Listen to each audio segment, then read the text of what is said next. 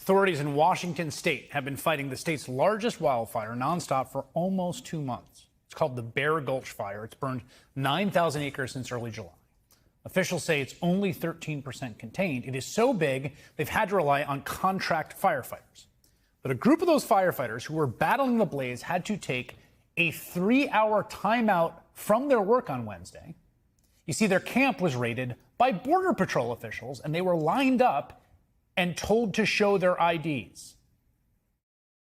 Nice. We got hit, guys.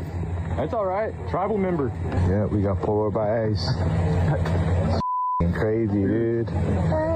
We got members from the tribe of Umatilla, Cayuse, and Walla Walla.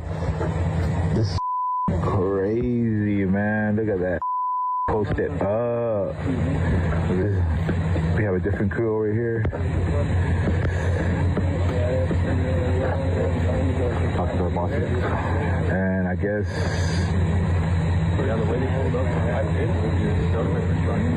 La Migra.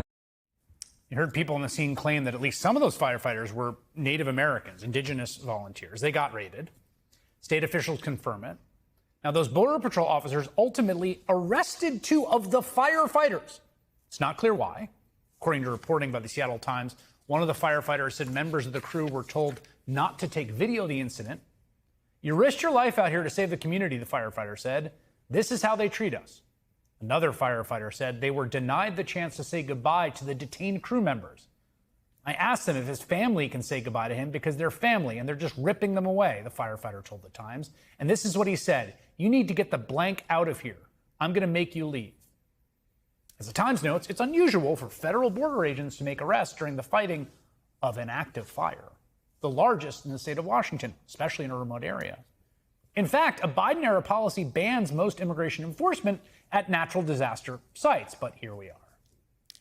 Trump and his supporters, Vance says this all the time, they constantly push this line that you either care about Americans or you care about immigrants, not both.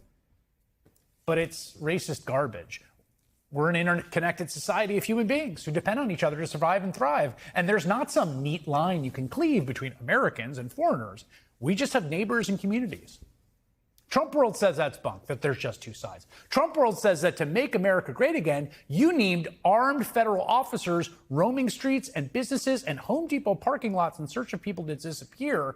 And now raids on camps of firefighters as they literally battle the largest wildfire in the American Northwest.